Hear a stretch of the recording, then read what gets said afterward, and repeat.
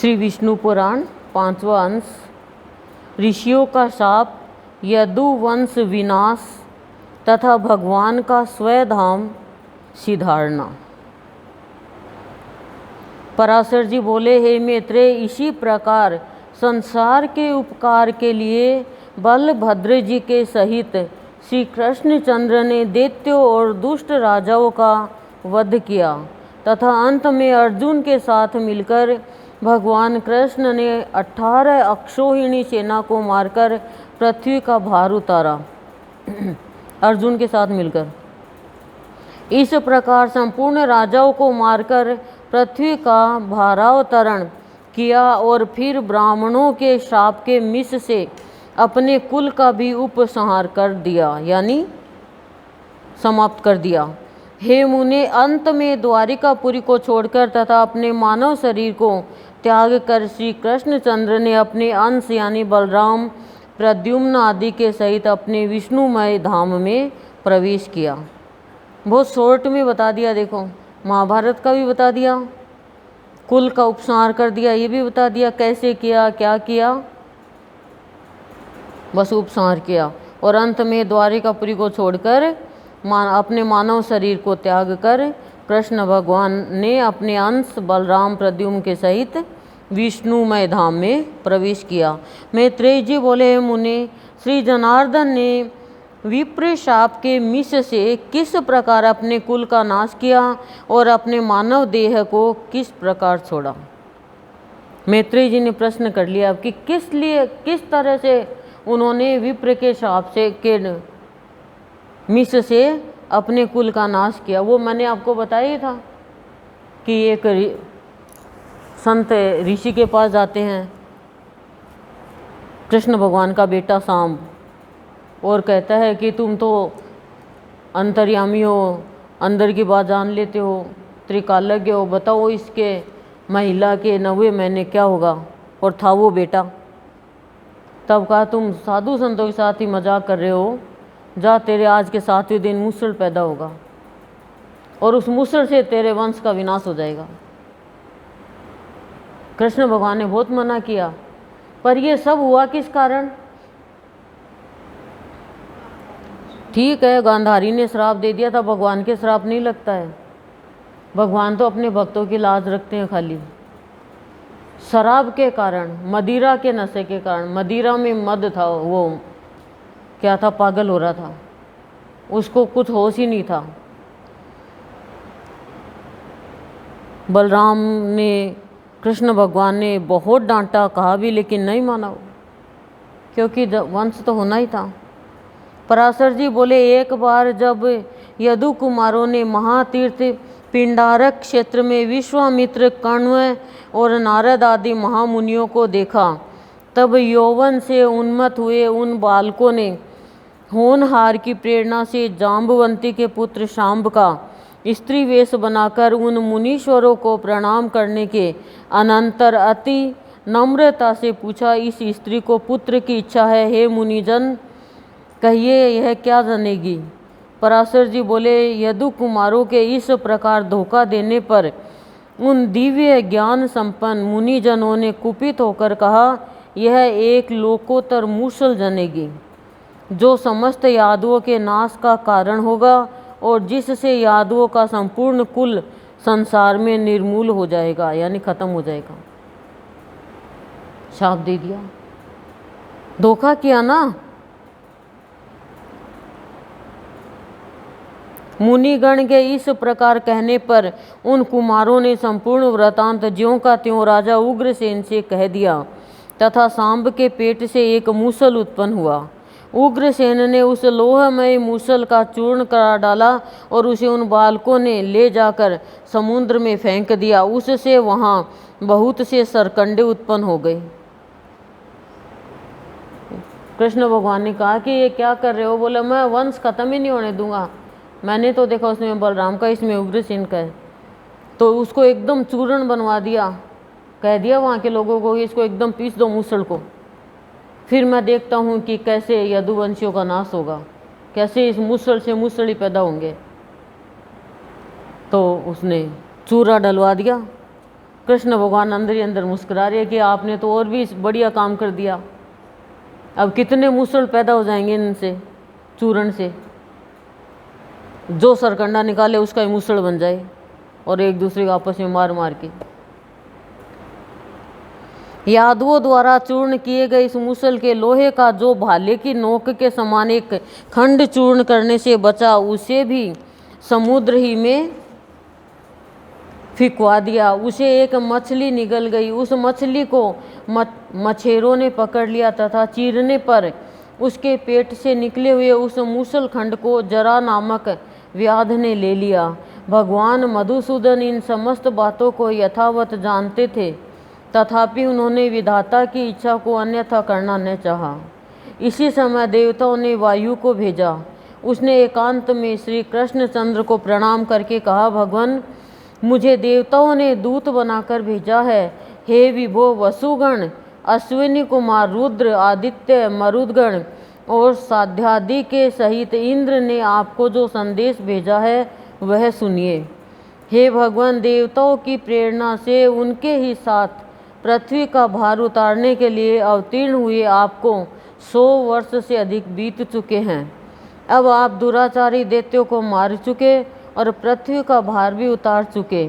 अतः हमारी प्रार्थना है कि अब देवगण सर्वदा स्वर्ग में ही आपसे सनाथ हो, अर्थात आप स्वर्ग पधार कर देवताओं को सनाथ करें। हे जगन्नाथ, आपको भूमंडल में पधारे हुए 100 वर्ष से अधिक हो गए। अब यदि आपको पसंद आवे तो स्वर्ग लोक पधारिए। हे देवगण, हे देवगण का यह भी कथन है कि यदि आपको यही रहना अच्छा लगे तो रहे। सेवकों का तो यही धर्म है कि स्वामी को यथा समय कर्तव्य का निवेदन कर दे। भगवान बोले, हे दूत, तुम जो कुछ कहते हो वह मैं सब जानता हूँ, इसलिए अब मैंने यादवों के नाश का आरंभ कर ही दिया है।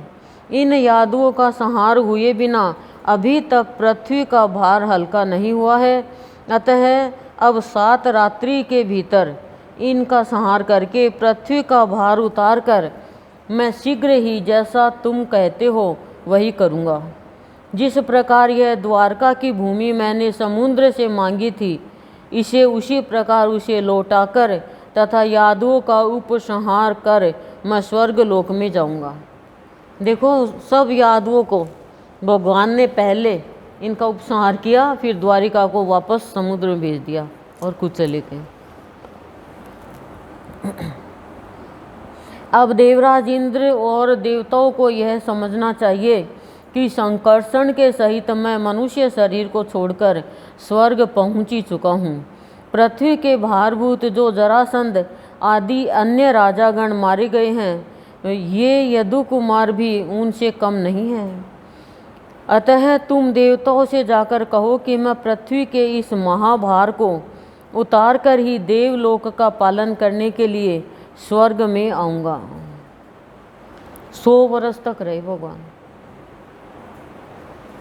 पराशर जी बोले, हे मैत्रेय, भगवान वासुदेव के इस प्रकार कहने पर देवदूत वायु उन्हें प्रणाम करके अपनी दिव्य गति से देवराज के पास चले आए। भगवान ने देखा कि द्वारकापुरी में रात दिन नाश के सूचक दिव्य भौम और अंतरिक्ष संबंधी महान उत्पात हो रहे हैं। उन उत्पातों को देखकर भगवान ने यादवों से कहा, देखो ये कैसे घोर उपद्रव हो रहे हैं, चलो शीघ्र ही इनकी शांति के लिए प्रभास क्षेत्र को चले। पराशर जी बोले, श्री कृष्णचंद्र के ऐसा कहने पर महाभागवत यादव श्रेष्ठ उद्धव ने श्री हरि को प्रणाम करके कहा, भगवान, मुझे ऐसा प्रतीत होता है कि अब आप इस कुल का नाश करेंगे, क्योंकि हे अच्युत, इस समय सब और इसके नाश के सूचक कारण दिखाई दे रहे हैं। अतः मुझे आज्ञा दीजिए कि मैं क्या करूं। भगवान बोले, हे उद्धव, अब तुम मेरी कृपा से प्राप्त हुई दिव्य गति से नर नारायण के निवास स्थान गंधमादन पर्वत पर जो पवित्र बद्रिकाश्रम क्षेत्र है वहाँ जाओ। पृथ्वी तल पर वही सबसे पावन स्थान है। वहाँ पर मुझसे मुझ में चित्त लगाकर तुम मेरी कृपा से सिद्धि प्राप्त करोगे। अब मैं भी इस कुल का संहार करके स्वर्ग लोक को चला जाऊंगा। मेरे छोड़ देने पर संपूर्ण द्वारका को समुद्र जल में डुबो देगा। मुझसे भय मानने के कारण केवल मेरे भवन को छोड़ देगा। अपने इस भवन में मैं भक्तों की हित कामना से सर्वदा निवास करता रहूँगा। द्वारिका को तो समुद्र ले लेगा, लेकिन मेरे डर के कारण मेरा भवन छोड़ देगा खाली। उसमें मेरे भक्तों के लिए निवास करूँगा सदा। पराशर जी बोले, भगवान के ऐसा कहने पर उद्धव जी उन्हें प्रणाम कर तुरंत ही उनके बतलाए हुए तपोवन श्री नर नारायण के स्थान को चले गए। हे द्विज, तदंतर कृष्ण और बलराम आदि के सहित संपूर्ण यादव शीघ्रगामी रथों पर चढ़कर प्रभास क्षेत्र में आए। वहां पहुंचकर कुक्कुर, अंधक और वृष्णि आदि वंशों के समस्त यादवों ने कृष्णचंद्र की प्रेरणा से महापान और भोजन किया। पान करते समय उनमें परस्पर कुछ विवाद हो जाने से वहाँ कुवाक्य रूप ईंधन से युक्त प्रलयकारिणी कुलहाग्नि धधक उठी। कुवाक्य हो गए, वाद विवाद हो गया। इसलिए कहते हैं शब्दों पे विशेष ध्यान देना चाहिए मनुष्य को। खाली आपस में वाद विवाद हुआ और प्रलयकाली ईर्ष्या ईंधन से युक्त प्रलयकारिणी कलहाग्नि धधक उठी।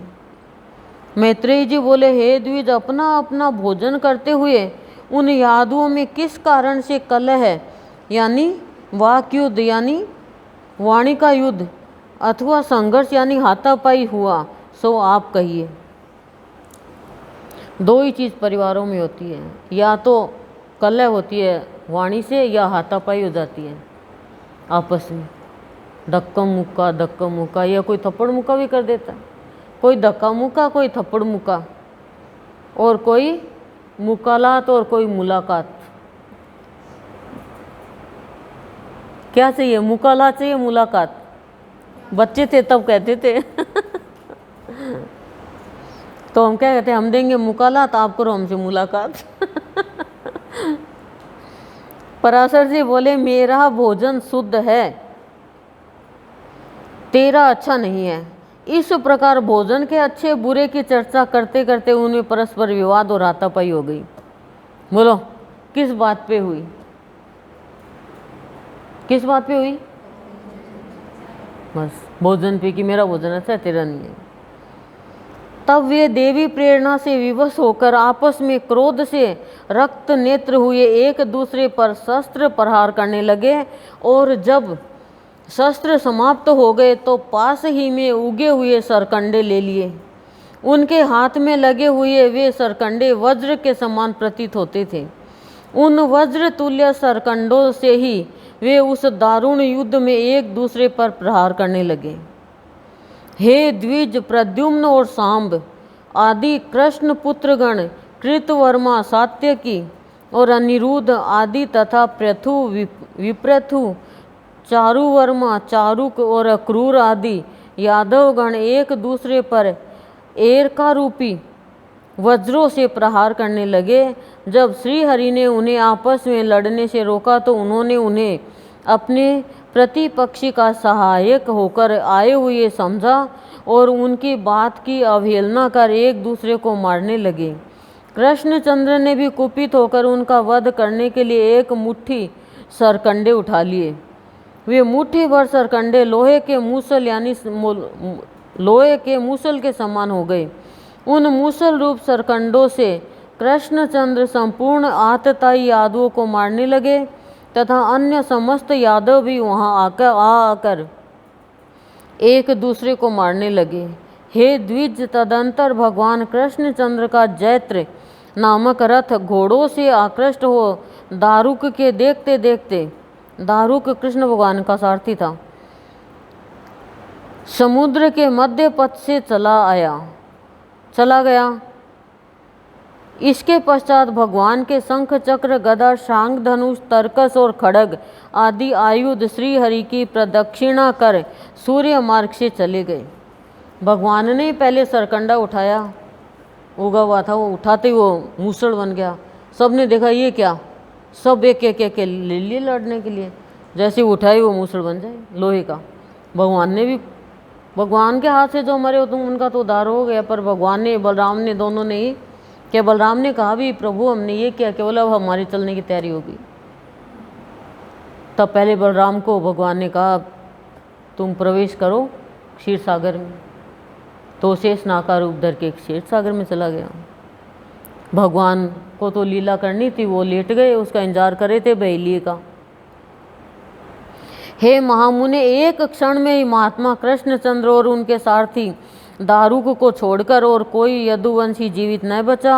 उन दोनों ने वहां घूमते हुए देखा कि श्री बलराम जी एक वृक्ष के तले बैठे हैं और उनके मुख से एक बहुत बड़ा सर्प निकल रहा है। वह विशाल फणधारी सर्प उनके मुख से निकलकर सिद्ध और नागों से पूजित हुआ समुद्र की ओर गया। उसी समय समुद्र अर्धे देकर उस महासर्प के सम्मुख उपस्थित हुआ और वह नाग श्रेष्ठों से पूजित हो समुद्र में घुस गया। इस प्रकार श्री बलराम जी का प्रयाण देखकर श्री कृष्णचंद्र ने दारुक से कहा तुम यह सब वृतांत उग्रसेन और वसुदेव जी से जाकर कहूँ। बलभद्र जी का निर्याण, यादवों का क्षय और मैं भी योगस्थ होकर शरीर छोड़ूंगा, यह सब समाचार उन्हें जाकर सुनाओ।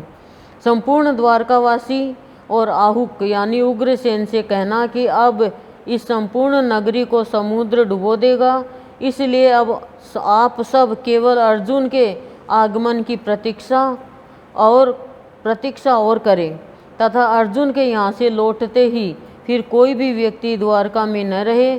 जहाँ वे कुरुनंदन जाए वहीं सब लोग चले जाएं। कुंती पुत्र अर्जुन से तुम मेरी ओर से कहना कि अपने सामर्थ्य अनुसार तुम मेरे परिवार के लोगों की रक्षा करना और तुम द्वारकावासी सभी लोगों को लेकर अर्जुन के साथ चले जाना। हमारे पीछे वज्र यदुवंश का राजा होगा।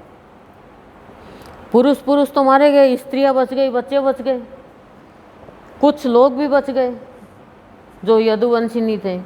पराशर जी बोले भगवान श्री कृष्णचंद्र के इस प्रकार कहने पर दारुक ने उन्हें बारंबार प्रणाम किया और उनके अनेक परिक्रमाएं कर उनके कथनानुसार चला गया। उस महाबुद्धि ने द्वारका में पहुंचकर संपूर्ण वृतांत सुना दिया और अर्जुन को वहां लाकर वज्र को राज्याभिषिक्त किया। इधर भगवान कृष्णचंद्र ने समस्त भूतों में व्याप्त वासुदेव स्वरूप पर ब्रह्म को अपने आत्मा में आरोपित कर उनका ध्यान किया तथा हे महाभाग वे पुरुषोत्तम लीला से ही अपने चित्त को निष्प्रंच परमात्मा में लीन कर तुरीय पद में स्थित हुए। हे मुनि श्रेष्ठ, दुर्वासा जी ने श्री कृष्णचंद्र के लिए जैसा कहा था उस द्विज वाक्य का मान रखने के लिए वे अपनी जानुओं पर चरण रखकर योग युक्त होकर बैठे। इसी समय जिसने मूसल के बचे हुए तोमर यानी बाण में लगे हुए लोहे के टुकड़े के आकार वाले लोह खंड को अपने बाण की नोक पर लगा लिया था, वह जरा नामक व्याध वहां आया। हे द्विजोतम, उस चरण को मृगाकार देखकर उस व्याध ने उसे दूर ही से खड़े खड़े उसी तोमर से बींध डाला, किंतु वहां पहुंचने पर उसने एक चतुर्भुजधारी मनुष्य देखा। यह देखते ही वह चरणों में गिरकर बारंबार उनसे कहने लगा, प्रसन्न होइए, मैंने बिना जाने ही मृग की आशंका से यह अपराध किया है, कृपया क्षमा कीजिए, मैं अपने पाप से दग्ध हो रहा हूँ, आप मेरी रक्षा कीजिए। पराशर जी बोले, तब भगवान ने उससे कहा, लुब्धक, तुम तनिक भी न डर, मेरी कृपा से तू अभी देवताओं के स्थान स्वर्ग लोक को चला जा। इन भगवत वाक्यों के समाप्त होते ही वहाँ एक विमान आया, उस पर चढ़कर वह व्याध भगवान की कृपा से उसी समय स्वर्ग को चला गया। उसके चले जाने पर भगवान कृष्णचंद्र ने अपने आत्मा को अव्यय, अचिंत्य, वासुदेव स्वरूप, अमल, अजन्मा, अमर, अप्रमेय, अखिल आत्मा और ब्रह्म स्वरूप विष्णु भगवान में लीन कर त्रिगुणात्मक गति को पार करके इस मनुष्य शरीर को छोड़ दिया। भगवान भी गए अब 100 वर्ष के बाद। यादवों का अंत्येष्टि संस्कार, परीक्षित का राज्याभिषेक तथा पांडवों का स्वर्गारोहण। पराशर जी बोले, अर्जुन ने राम और कृष्ण तथा अन्य ने मुख्य यादवों की मृत देहों की खोज कराकर क्रमशः उन सब के औधर्वे दैहिक संस्कार किए। अर्जुन ने भगवान कृष्ण की जो रुक्मिणी आदि 8 पटरानी बतलाई गई है, उन सब ने उनके शरीर का आलिंगन कर अग्नि में प्रवेश किया। सती रेवती जी भी बलराम जी के देह का आलिंगन कर उनके अंग संग के आह्लाद से शीतल प्रतीत होती हुई प्रज्वलित अग्नि में प्रवेश कर गई। इस संपूर्ण अनिष्ट का समाचार सुनते ही उग्रसेन, वसुदेव, देवकी और रोहिणी ने भी अग्नि में प्रवेश किया। तदंतर अर्जुन उन सब का विधि पूर्वक प्रेत कर्म कर वज्र तथा अन्य कुटुंबियों को साथ लेकर द्वारका से बाहर आए। द्वारका से निकली हुई कृष्णचंद्र की सहस्त्रों पत्नियों तथा वज्र और अन्य बांधुओं की सावधानता पूर्वक रक्षा करते हुए अर्जुन धीरे धीरे चले। हे मैत्रेय, कृष्णचंद्र के मर्त्य लोक का त्याग करते ही सुधर्मा सभा और पारिजात वृक्ष भी स्वर्ग लोक को चले गए। जिस दिन भगवान पृथ्वी को छोड़कर स्वर्ग सिधारे थे, उसी दिन से यह मलिन देह महाबली कलयुग पृथ्वी पर आ गया। भगवान के जाने के बाद इस प्रकार जन शून्य द्वारका को समुद्र ने डुबो दिया। केवल एक कृष्णचंद्र के भवन को वह नहीं डुबाता है। हे ब्राह्मण, उसे डुबाने में समुद्र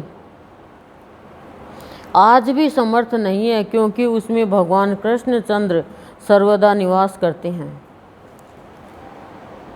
निवास का आया ही था अभी और विनाश का चल ही रहा है।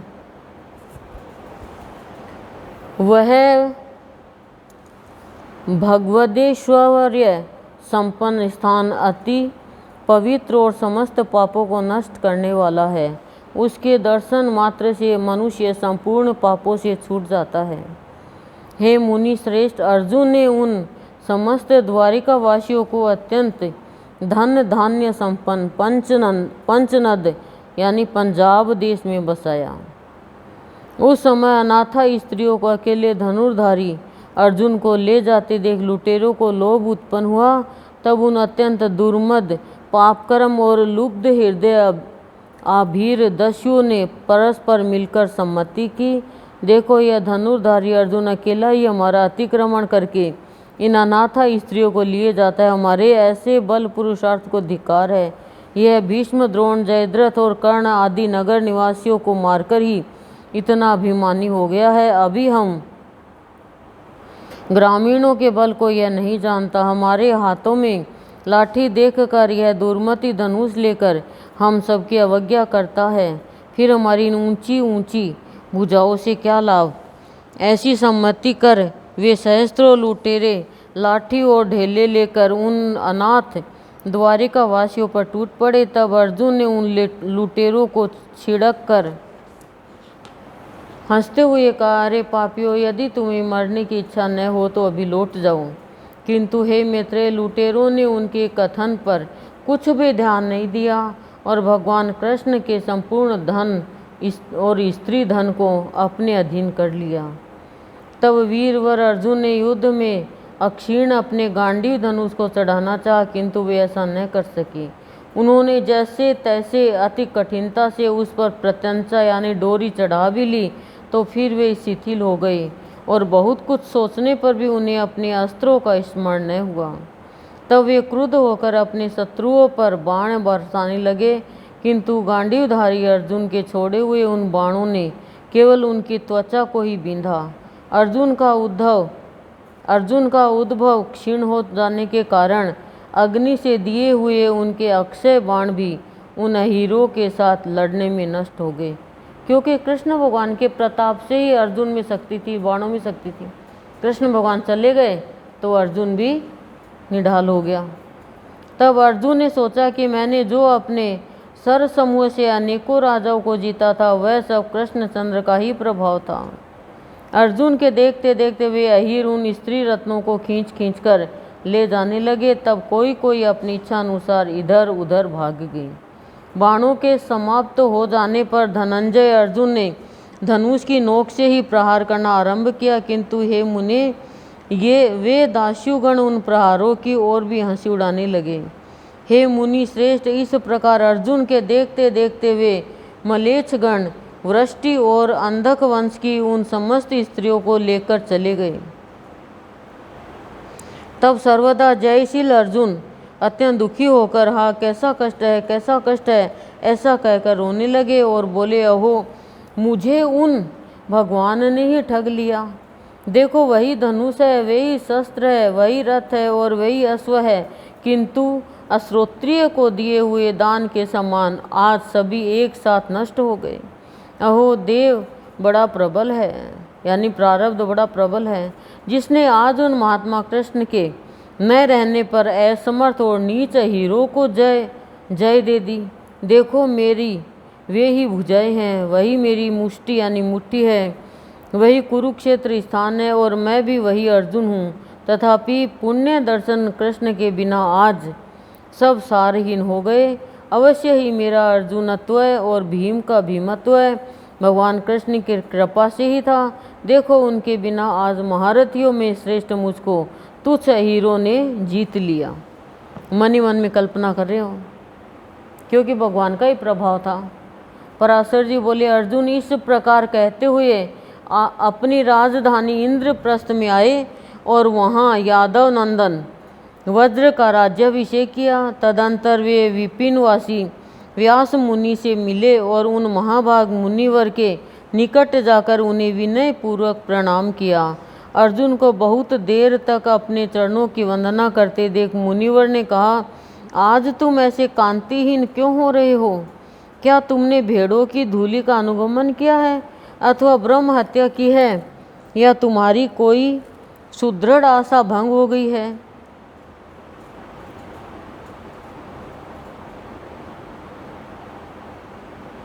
देखो दुख का कारण बता दिया इसमें अज्ञात से। व्यास जी ने अर्जुन को पूछ रहे हैं, आज तुम ऐसे कांतिहीन क्यों हो रहे हो? क्या तुमने भेड़ों की धूलि का आगमन किया है? कि कोई पशु कोई धूल उड़ाता है, पशु चलता है तो धूल उड़ती है, क्या तूने वहाँ गए उसका अनुगमन किया तूने? यह ब्रह्म हत्या की है, या तुम्हारी कोई सुदृढ़ आशा भंग हो गई है? ये सब मनुष्य के लक्षण है। जिसके दुख से तुम इस समय इतने श्रीहीन हो रहे हो, तुमने किसी संतान के इच्छुक का विवाह के लिए याचना करने पर निरादर तो नहीं किया, अथवा किसी अगम्य स्त्री से रमण तो नहीं किया, जिससे तुम ऐसे तेजोहीन हो रहे हो। मतलब अर्जुन का तेज भी चला गया। हे अर्जुन, तुम ब्राह्मणों को बिना दिए मिष्ठान अकेले तो नहीं खा लेते हो, अथवा तुमने किसी कृपण का धन तो नहीं हर लिया है। हे अर्जुन, तुमने सूप की वायु का तो सेवन नहीं किया। क्या तुम्हारी आंखें दुखती है, अथवा तुम्हें किसी ने मारा है? तुम इस प्रकार श्रीहीन कैसे हो रहे हो? तुमने नख जल का स्पर्श तो नहीं किया। तुम्हारे ऊपर घड़े से छलके हुए जल के छींटे तो नहीं पड़ गए, अथवा तुम्हें किसी हीन बल पुरुष ने युद्ध से पराजित तो नहीं किया है। फिर तुम इस तरह हतप्रभ कैसे हो रहे हो? सारे कारण बता दिए, कारण हमारे भी लगते हैं। पराशर जी बोले, तब अर्जुन ने दीर्घ निश्वास छोड़ते हुए कहा, भगवान सुनिए। ऐसा कहकर उन्होंने अपने पराजय का संपूर्ण वृतांत व्यास जी को ज्यों का त्यों सुना दिया। अर्जुन बोले, जो हरि मेरे एकमात्र बल, तेज, वीर्य, पराक्रम, श्री और कांति थे, वे हमें छोड़कर चले गए। जो सब प्रकार समर्थ होकर भी हमसे मित्रवत हंस हंस कर बातें किया करते थे, हे मुने, उन हरि के बिना हम आज तृणमय पुतले के समान निःसत्व हो गए हैं। जो मेरे दिव्यास्त्रों, दिव्य बाणों और गांडीव धनुष के मूर्तिमान सार थे, वे पुरुषोत्तम भगवान हमें छोड़कर चले गए हैं। जिनकी कृपा दृष्टि से श्री, जय, संपत्ति और उन्नति ने कभी हमारा साथ नहीं छोड़ा, वे ही भगवान गोविंद हमें छोड़कर चले गए हैं।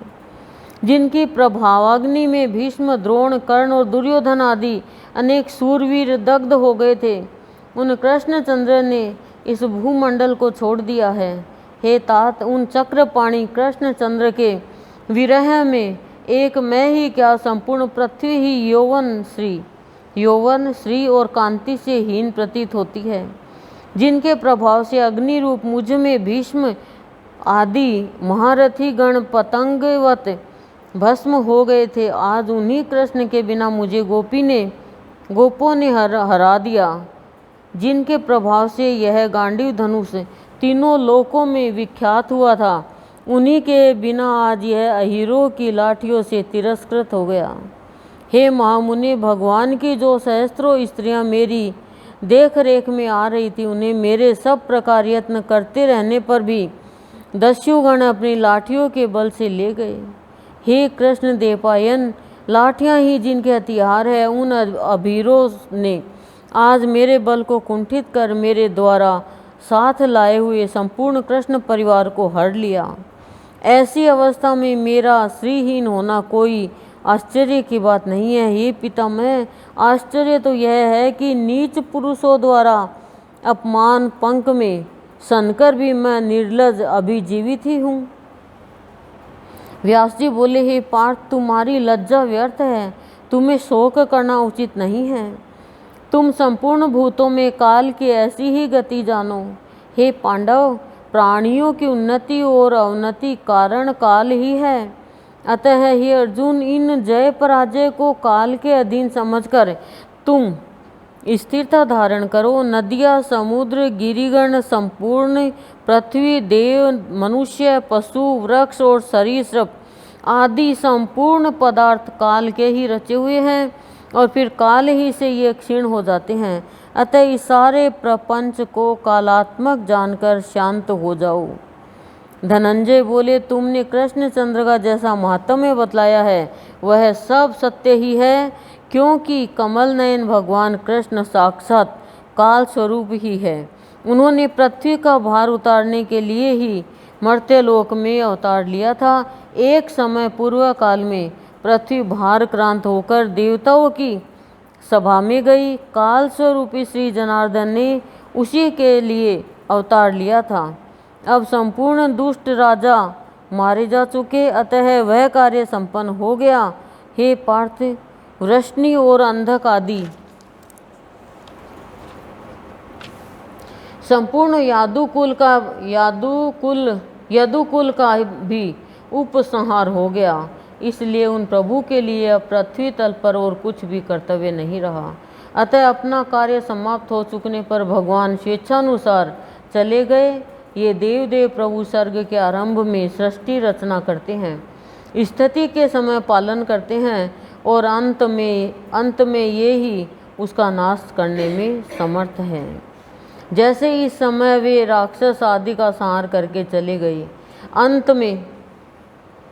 अतः हे पार्थ, तुझे अपनी पराजय से दुखी नहीं होना चाहिए, क्योंकि अभ्युदय काल उपस्थित होने पर ही पुरुषों से ऐसे कर्म बनते हैं जिनसे उनकी स्तुति होती है।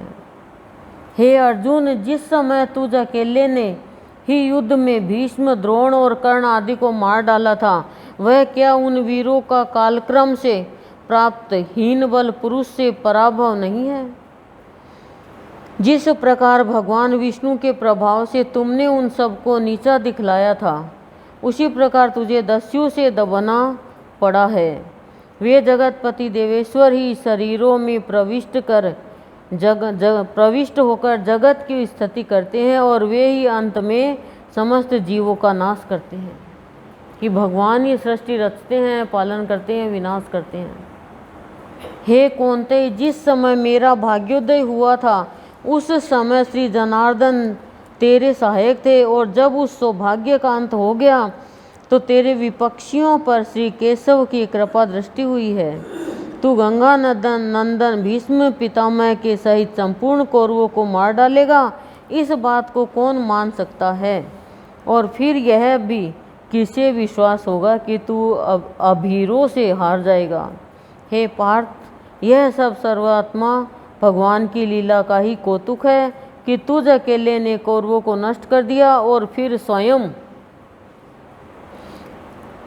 अहीरों से पराजित हो गया। हे अर्जुन, तू जो इन दस्युओं द्वारा हरण की गई स्त्रियों के लिए शोक करता है, सो मैं तुझे उसका यथावत रहस्य बतलाता हूँ। एक बार पूर्व काल में विप्रवर अष्टावक्र जी सनातन ब्रह्मा की स्तुति करते हुए अनेकों वर्ष तक जल में रहे। उसी समय दैत्यों पर विजय प्राप्त करने से देवताओं ने सुमेरु पर्वत पर एक महान उत्सव किया। उसमें सम्मिलित होने के लिए जाती हुई रंभा और तिलोत्मा आदि सैकड़ों हजारों देवांगनाओं ने मार्ग में उन मुनिवर को देखकर उनके अत्यंत स्तुति और प्रशंसा की। वे देवांगनाएं उन जटाधारी मुनिवर को कंठ पर्यंत जल में डूबे देखकर विनय पूर्वक स्तुति करती हुई प्रणाम करने लगी। हे कौरव श्रेष्ठ, जिस प्रकार वे द्विज श्रेष्ठ अष्टावक्र जी प्रसन्न हो, उसी प्रकार वे अप्सराएं उनकी स्तुति करने लगी। अष्टावक्र जी बोलते हैं, हे महाभागाओ, मैं तुमसे प्रसन्न हूँ। तुम्हारी जो इच्छा हो मुझसे वही वर मांग लो। मैं अति दुर्लभ होने पर भी तुम्हारी इच्छा पूरी करूँगा। तब रंभा और तिलोत्मा आदि वैदिक वेद प्रसिद्ध अप्सराओं ने उनसे कहा, हे द्विज, आपके प्रसन्न हो जाने पर हमें क्या नहीं मिल गया। तथा अन्य अप्सराओं ने कहा, यदि भगवान हम पर प्रसन्न है तो हे विप्रेंद्र, हम साक्षात पुरुषोत्तम भगवान को पति रूप से प्राप्त करना चाहती है। व्यास जी बोले, तब ऐसा ही होगा। यह कहकर मुनिवर अष्टावक्र जल से बाहर आए। उनके बाहर आते समय अप्सराओं ने 8 स्थानों में टेढ़े मेढ़े उनके कुरूप देह को देखकर उसे देखकर जिन अप्सराओं की हंसी छिपाने पर भी प्रकट हो गई है, हे कुरुनंदन, उन्हें मुनिवर ने क्रुद्ध होकर यह शाप दिया, मुझे कुरूप देखकर तुमने हंसते हुए मेरा अपमान किया है, इसलिए मैं तुम्हें यह शाप देता हूँ कि मेरी कृपा से श्री पुरुषोत्तम को पति रूप से पाकर भी तुम मेरे शाप के वशीभूत होकर लुटेरों के हाथों में पड़ोगी। सीता मैया। व्यास जी बोले, मुनि का यह वाक्य सुनकर उन अप्सराओं ने उन्हें फिर प्रसन्न किया। तब मुनिवर ने उनसे कहा, उसके पश्चात तुम फिर स्वर्गलोक में चली जाओगी। इस प्रकार मुनिवर अष्टावक्र के शाप से ही वे देवांगना श्री कृष्णचंद्र को पति पाकर भी फिर दस्युओं के हाथ में पड़ी। हे पांडव, तुझे इस विषय में तनिक भी शोक न करना चाहिए, क्योंकि उन अखिलेश्वर ने ही संपूर्ण यदुकुल का उपसंहार किया है तथा तुम लोगों का अंत भी अब निकट ही है। इसलिए उस सर्वेश्वर ने तुम्हारे बल, तेज, वीर्य और महात्म्य का संकोच कर दिया है। जो उत्पन्न हुआ है उसकी मृत्यु निश्चित है, उनका उन्नत का पतन अवश्यंभावी है। इस संयोग का अंत वियोग ही है तथा संचय यानी एकत्र करने के अनंतर क्षय होना सर्वथा निश्चित है। ऐसा जानकर जो बुद्धिमान पुरुष लाभ या हानि में हर्ष तथा शोक नहीं करते, उन्हीं की चेष्टा का अवलंबन कर अन्य मनुष्य भी अपना वैसा आचरण बनाते हैं। इसलिए हे नरश्रेष्ठ, तुम ऐसा जानकर अपने भाइयों सहित संपूर्ण राज्य को छोड़कर तपस्या के लिए वन को जाओ। अब तुम जाओ तथा धर्मराज और युधिष्ठिर से मेरी ये सारी बातें कहो। जिस तरह परसों भाई सहित वन को चले जा सको, वैसा यत्न करो। मुनिवर व्यास जी के ऐसा कहने पर अर्जुन ने इंद्रप्रस्थ में आकर प्रथापुत्र युधिष्ठिर और भीमसेन तथा यमजो, नकुल और सहदेव से उन्होंने जो कुछ जैसा देखा और सुना था सब ज्यों का त्यों सुना दिया। उन सब पांडुपुत्रों ने अर्जुन के मुख से व्यास जी का संदेश सुनकर राज्य पद पर परीक्षित को अभिषिक्त किया और स्वयं वन को चले गए। हे मैत्रेय, भगवान वासुदेव ने यदुवंश में जन्म लेकर जो जो लीलाएं की थी वह सब मैंने विस्तार पूर्वक तुम्हें सुना दी। जो पुरुष भगवान श्री कृष्ण के इस चरित्र को सर्वथा सुनता है वह संपूर्ण पापों से मुक्त होकर अंत में विष्णु लोक को चला जाता है। इस प्रकार श्री पराशर मुनि द्वारा चिरचित श्री विष्णु पुराणत्व निर्णायक श्री विष्णु महापुराण का 5वां अंश समाप्त। ओम शांति ही शांति ही शांति। विष्णु पुराण का 6वां अंश शुरू हो रहा है। कली धर्म निरूपण। कलयुग के धर्म का विवेचन किया है। अब सुनना, ठीक है? क्या पता किसकी पोल खुल जाए, तुम्हारे में से हमारे में से, क्या पता किसका अच्छा हो जाए, ठीक है? श्री मैत्रेय जी बोले, हे भगवान, कली के स्वरूप का विस्तार से वर्णन कीजिए जिसमें धर्म का प्राय लोप हो जाता है। कलयुग में धर्म का लोप, खत्म। पराशर जी बोले, हे मैत्रेय, आप जो कलयुग का स्वरूप सुनना चाहते हैं सो उस समय जो कुछ होता है वह संक्षेप से सुनिए। छोटे में ही सुनाएंगे, बड़े में नहीं सुनाएंगे। बड़े में सुनाएंगे तो हमारी पता नहीं क्या हालत है कि बेहोशी हो जाए हम। कलयुग में मनुष्यों की प्रवृत्ति वर्णाश्रम धर्मानुकूल नहीं रहती और न वह ऋक् साम यजुरूप त्रयी धर्म का संपादन करने वाली ही होती है। कि कलयुग में मनुष्य की जो प्रवृत्ति है वह वर्णाश्रम के अनुसार धर्मानुकूल नहीं रहती है। अपने वर्ण के अनुसार धर्म नहीं करता वो, और न वो वेदों के अनुसार धर्म का संपादन करता है। उस समय धर्म विवाह गुरु शिष्य संबंध की स्थिति, दाम्पत्य क्रम और अग्नि में देव यज्ञ क्रिया का अनुष्ठान भी नहीं रहता। कि कलयुग में धर्म विवाह गुरु शिष्य संबंध की स्थिति, दाम्पत्य क्रम और अग्नि में देव यज्ञ क्रिया का क्रम यानी अनुष्ठान भी नहीं रहता है। ये भी सब उठ जाएगा। कलयुग में जो बलवान होगा वही सबका स्वामी होगा, चाहे किसी भी कुल में क्यों न उत्पन्न हुआ हो। चाहे कोई भी कुल हो, बलवान होगा वही स्वामी होगा सबका, है।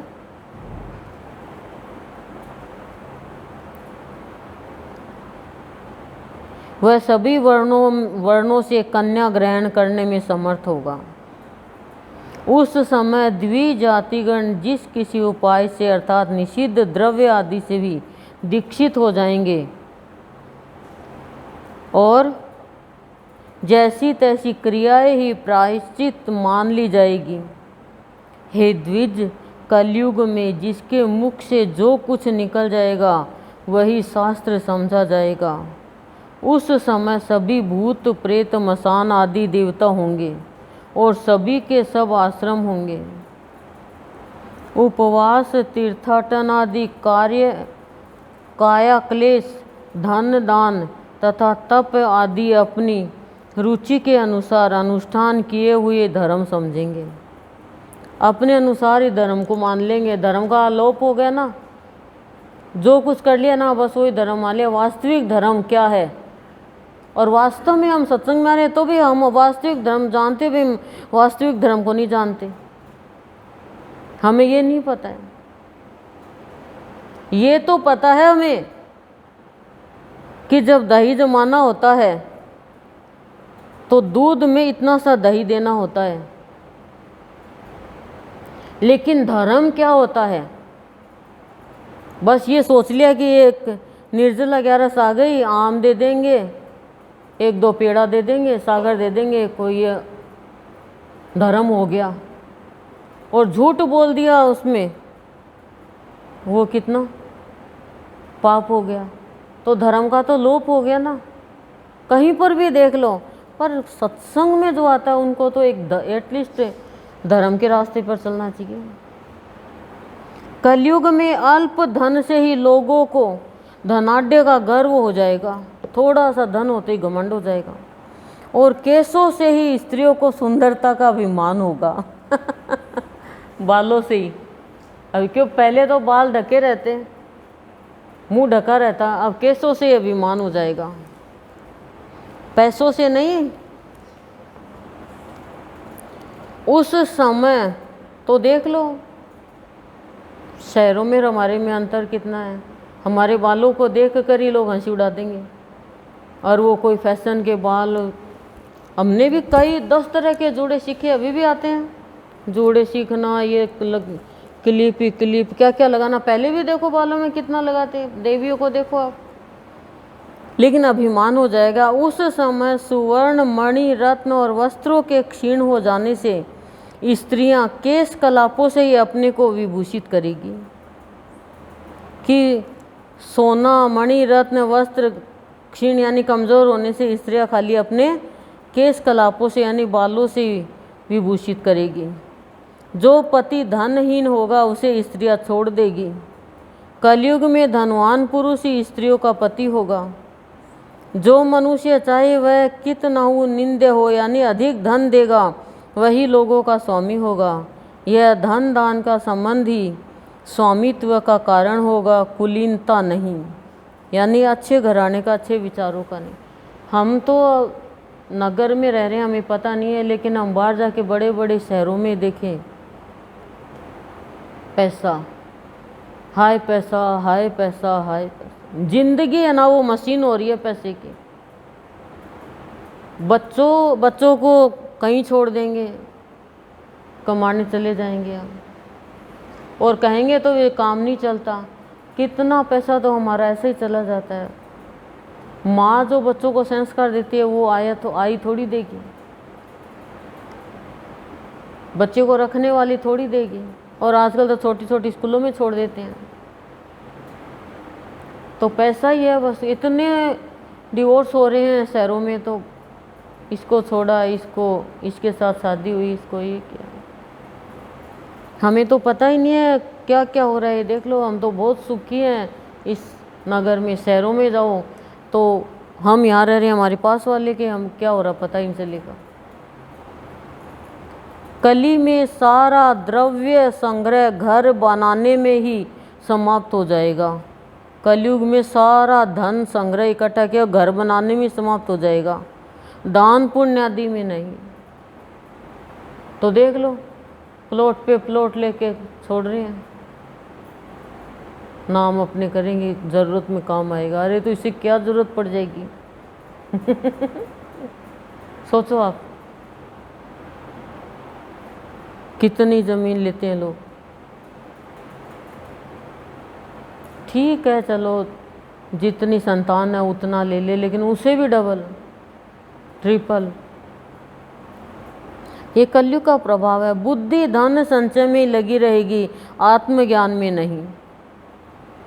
कहाँ आत्मज्ञान में? आत्मज्ञान में हो तो कितने लोग फायदा उठा ले, लाभ उठा ले।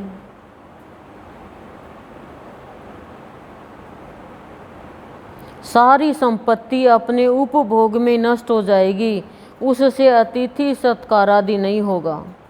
कली काल में स्त्रियां सुंदर पुरुष की कामना से स्वेच्छाचारिणी होगी, यानी अपनी इच्छा अनुसार चलने वाली, तथा पुरुष अन्यायोपार्जित यानी अन्याय इकट्ठा कर, इससे अन्याय से धन का इच्छुक होगा कि अन्याय से चाहे धन आए, न्याय से नहीं, अनीति से मतलब। हे द्विज, कलयुग में अपने सूर्य दो के प्रार्थना करने पर भी लोग एक एक दमड़ी के लिए भी स्वार्थ हानि नहीं करेंगे। कि हमारे जो सूर्य, हमारा अच्छा चाहने वाले, जो सुंदर हृदय वाले, उनका भी कहना नहीं मानेंगे, और एक एक दमड़ी के लिए भी स्वार्थ हानि नहीं, अपना स्वार्थ की हानि नहीं करेंगे। कोई कह देगा ना अच्छा काम करो तो भी नहीं करेंगे।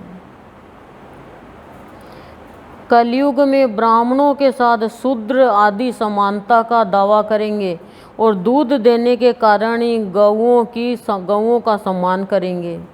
उस समय सारी प्रजा क्षुधा की व्यथा से व्याकुल हो प्राय अनावृष्टि के भय से सदा आकाश की ओर दृष्टि लगाए रखेगी। मनुष्य अन्न का अभाव होने से तपस्वियों के समान केवल कंद मूल और फल आदि के सहारे ही रहेंगे, तथा अनावृष्टि के कारण दुखी होकर आत्मघात करेंगे। ये समय तो अभी तो आने वाला है, आया नहीं है। कलयुग में असमर्थ लोग सुख और आनंद के नष्ट हो जाने से प्राय सर्वदा दुर्भिक्ष यानी अकाल तथा क्लेश यानी दुख कष्ट में भोगेंगे।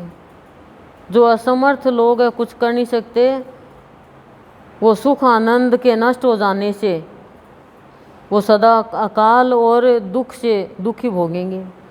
कली काल के आने पर लोग बिना स्नान के ही भोजन करेंगे। पहले के लोग बिना स्नान के भोजन नहीं करते थे, अब तो 2-2 दिन को ना होए बोलो, 3-3 दिन, और बच्चे को ड्राई क्लीन करके स्कूल भेज देते हैं मुंह धो लिया चलो। और आप लोगों का बस लेना तो आप लोग सत्संग में आ जाओ ये तो अलाउ है नहीं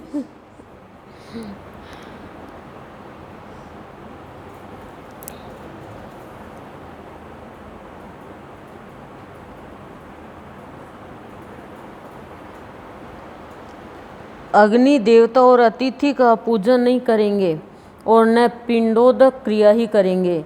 सब फ्रैंक हो रहे हैं। उस समय की स्त्रियां विषय लोलुप, छोटे शरीर वाली, अति भोजन करने वाली, अधिक संतान पैदा करने वाली और मंद भाग्य होगी। अभी कलयुग अपना तो आया ही नहीं है, कलयुग तो आएगा, अभी है, कलयुग चल रहा है, लेकिन ये समय तो अपने बच्चे, अपने बच्चों के बच्चे, उनके बच्चे तक आएगा। आप लोग तो खाओ पियो मस्त रहो, लेकिन तुम फिर दोबारा जन्म ले लोगी इसी कलयुग में यदि कर्म अच्छे नहीं करोगी तो।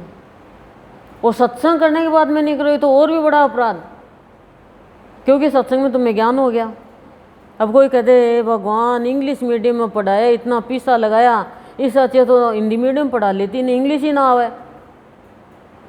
सोचो, अरे आप हरियाणा से आके राजस्थान की बात सीख लेती हो, भाषा राजस्थान वाली हरियाणा की सीख लेती है, तो सत्संग में आके सत्संग की भाषा क्यों नहीं सीख पा रही हो?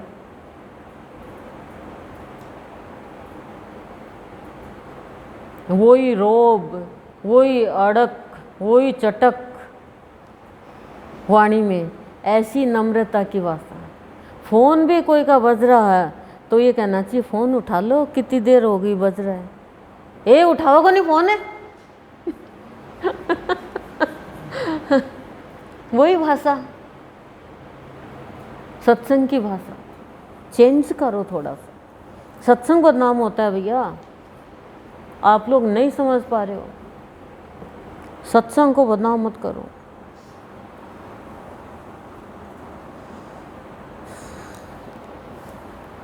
वे दोनों हाथों से सिर खुजलाती हुई अपने गुरुजन और पतियों के आदेश का अनादर पूर्वक खंडन करेगी। कलयुग की स्त्रियां, ये काम तो थोड़ा थोड़ा अभी भी चल रहा है दोनों हाथ से सिर तो नहीं खुजलाती है, घर में खुजलाती होगी पता नहीं लेकिन अनादर तो चालू हो गया थोड़ा थोड़ा। कलयुग की स्त्रियां अपना ही पेट पालने में तत्पर, क्षुद्र चित्त वाली, शारीरिक सोच से हीन तथा कटु और मिथ्या भाषण करने वाली होगी। ये तो चालू है।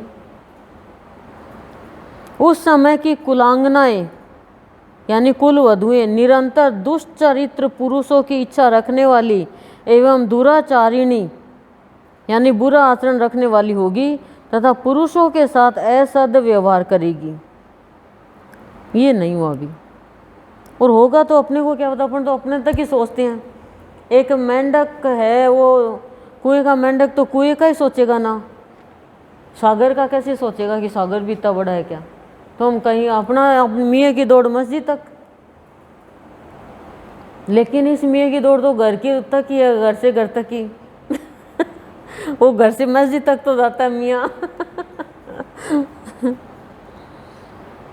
ब्रह्मचारीगण वैदिक व्रत आदि से हीन रहकर यानी तुच्छ रहकर ही वेदाध्ययन करेंगे तथा गृहस्थगण न तो हवन करेंगे और न सत्पात्र को उचित दान ही देंगे। देखो, इसलिए सत्संग की जरूरत है। अब कलयुग का प्रभाव नहीं पड़ेगा। ये दोनों काम आप कर रहे हो, हवन भी कर रहे हो और सत्पात्र को ही दान दे रहे हो। अनजाने में दिया जाए वो तो एक अलग बात है, क्योंकि मैंने भी दे दिया था। एक मैं स्कूल में पढ़ा रही थी, एक बंजारन आई और दूध पिला रही बच्चे को, और बच्चे की कसम खा गई कि मेरा भाई नहीं आया भात भरने के लिए, तो आप आ जाओगे क्या। रोए ज़ोर ज़ोर से। अब मैं सोची बच्चे की कसम थोड़ी खा लेगी भाई, मैं कमा रही हूँ तब तो क्या बता, मैं झूठ भी मान लूँ। तो मैं तो सोची भाई बच्चा है, तो बोली मेहंदी लगा। मैंने मेहंदी भी लगा ली। बोलो मुझे क्या पता झूठ बोल रही है क्या। और 150 रुपये दे दिए। और दौरानी बोली भी कि भाभी जी ये बंजारन धोखा दे देती है। पर मैं सोची बच्चे की कसम नहीं खाएगी ऐसे, 150 रुपये दे देते हैं। दो बोली ताज़ा मिठाई, बोली हाँ मिठाई ताज़ा मैं ले आऊँगी, आप चिंता मत करो, पर आप रो मत कि भाई ने भाभी के कहने में आके ऐसे कर दिया वैसे कर दिया। पड़ोस में पता चला कि सबको ही धोखा दे गई, वो 150 रुपये ले गई। बोलो अब ऐसे में हमें नहीं पता चलता कि भी कौन वो कर रहा है, हमारे साथ चीटिंग कर रहा है। लेकिन कल वाली बात से धक्का सा लगा कि न धोखा खाता है न धोखा देता है। ये धोखा खाता है धोखा देता है और फिर भी कहता है सोहम, तो कहना बेकार। भाई सोहम कह रहा है मैं वही हूँ, फिर धोखा काहे का। जो तू है वो मैं हूँ, और जो मैं हूँ वो सारी दुनिया है। और सोहम कहने वाला फिर धोखा देगा नहीं किसी को, क्योंकि एक भगवान दूसरे भगवान को धोखा कैसे दे देगा। लेकिन यहाँ तो धोखाधड़ी दिन दहाड़े धोखाधड़ी चलती है अपनों से ही,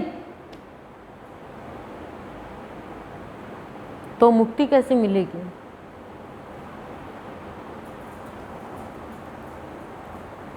वानप्रस्थ वन के कंद मूलादि को छोड़कर ग्राम्य भोजन को स्वीकार करेंगे और सन्यासी अपने मित्रादि के स्नेह बंधन में ही बंधे रहेंगे।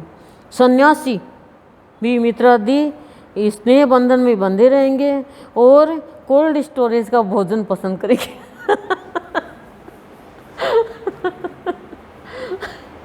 बड़ी खुश होती है। बिना रुत का फल, अरे मूली 150 रुपये किलो, वाह इतनी इतनी इतनी इतनी भी हुआ जैसे अमृत हो। और जब वो 10 रुपये किलो आती है तो यूं ही पड़ी रहती है, कोई उसकी तरफ नहीं देखता। ये कोई चीज़ नहीं मिलती है ना। अब कोई कहे ना घूंघट है भाई मुंह नहीं देखना, तो पूरा गांव उलट जाएगा उसका मुंह देखने। और खुले मुंह आए तो देख लिया स्टेज पे ही। अब क्या देखना, अब तो एक रीति रिवाज पूरा करना है। ऐसा है, हमारी आदत ही है, ये हमारे मन की आदत है, चंचल मन की।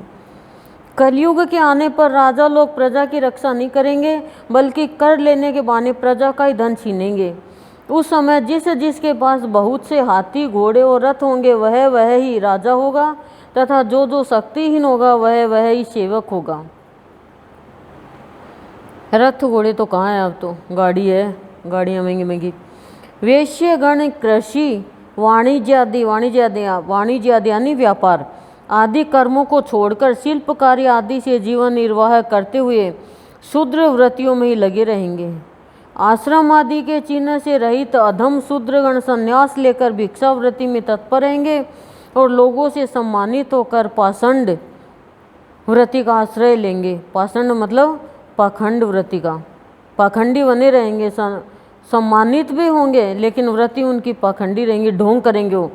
प्रजानन दुर्भिक्ष और कर की पीड़ा से अत्यंत उपद्रव युक्त और दुखित होकर ऐसे देशों में चले जाएंगे जहाँ गेहूं और जौ की अधिकता होगी। उस समय वेद मार्ग का लोप मनुष्यों में पाषंड की प्रचुरता यानी ढोंग की, पाखंड की प्रचुरता और अधर्म की वृद्धि हो जाने से प्रजा की आयु अल्प हो जाएगी। इस वजह से प्रजा की आयु अल्प हो जाएगी कि वेद मार्ग का तो लोप हो जाएगा और मनुष्यों में पाखंड ढोंग ये ज़्यादा हो जाएगा और अधर्म की वृद्धि हो जाएगी। तो क्या होगा, उनकी आयु कम हो जाएगी। लोगों के शास्त्र विरुद्ध घोर तपस्या करने से तथा राजा के दोष से प्रजाओं की बाल्यावस्था में मृत्यु होने लगेगी। कली में 5, 6 अथवा 7 वर्ष की स्त्री और 8, 9 या 10 वर्ष के पुरुष की संतान हो जाएगी कलयुग में। 12 वर्ष की अवस्था में ही लोगों के बाल पकने लगेंगे और कोई भी व्यक्ति 20 वर्ष से अधिक जीवित ही नहीं रहेगा। कलयुग में लोग मंद बुद्धि, व्यर्थ चिन्ह धारण करने वाले और दुष्ट चित्त वाले होंगे। व्यर्थ चिन्ह तो अभी भी धारण करने लगे, वो क्या क्या लगा दिया, टेटू, इसलिए वे अल्पकाल में नष्ट हो जाएंगे। हे मित्र, जब जब धर्म की अधिक हानि दिखलाई दे तभी तभी बुद्धिमान मनुष्य को कलयुग की वृद्धि का अनुमान करना चाहिए।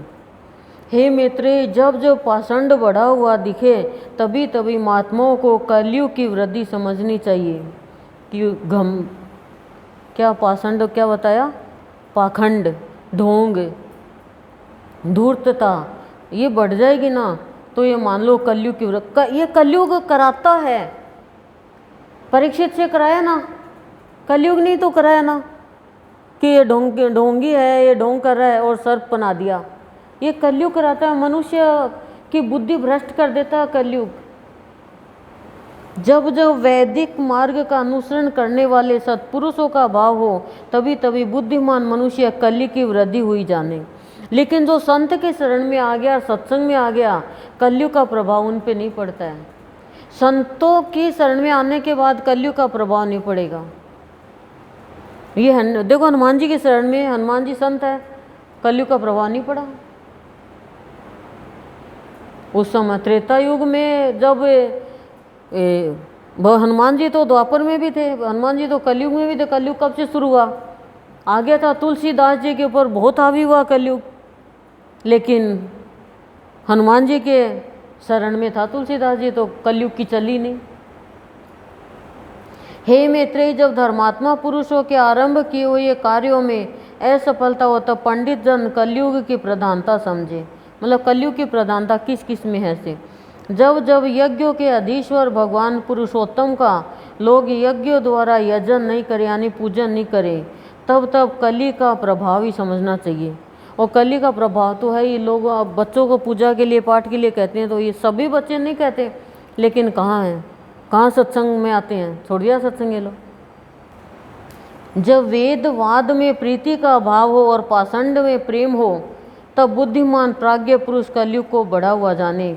हे मैत्रेय, कलयुग में लोग पाषंड के वशीभूत हो जाने से सबके रचयिता और प्रभु जगतपति भगवान विष्णु का पूजन नहीं करेंगे।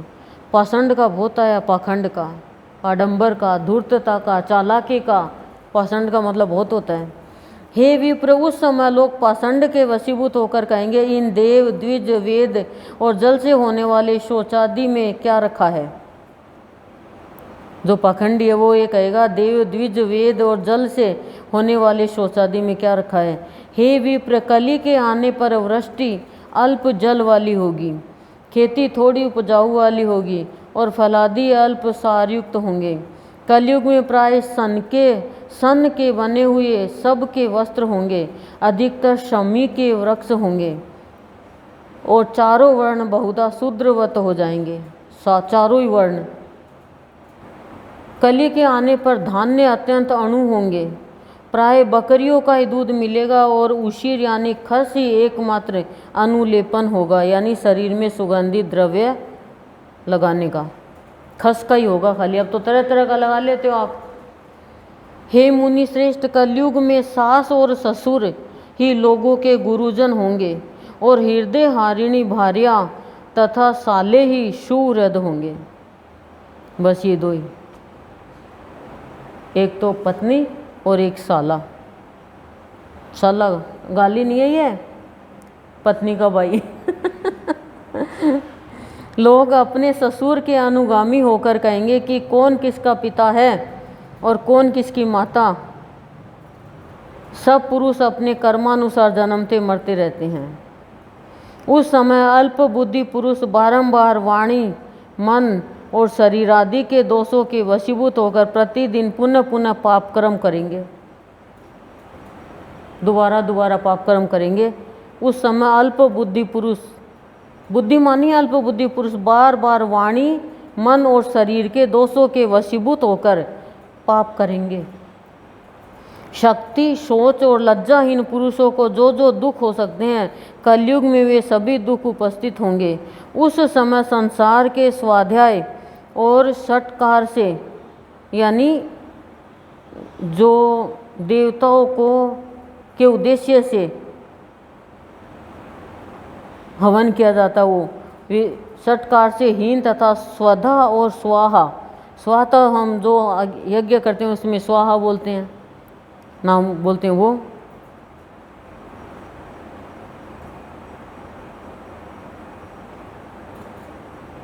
और श्रद्धा होती है पितरों के निमित्त, इनके निमित्त किया गया दान। हो जाने से कहीं कहीं कुछ कुछ धर्म रहेगा, किंतु कलयुग में मनुष्य थोड़ा सा प्रयत्न करने से ही जो अत्यंत उत्तम पुण्य राशि प्राप्त करता है, वही सत्य युग में महान तपस्या से प्राप्त किया जा सकता है। लेकिन कलयुग अच्छा भी है, अच्छा भी बहुत है कलयुग, पर वो आगे आएगा, अभी तो समय हो गया। ओम शांति ही शांति ही शांति प्रसाद।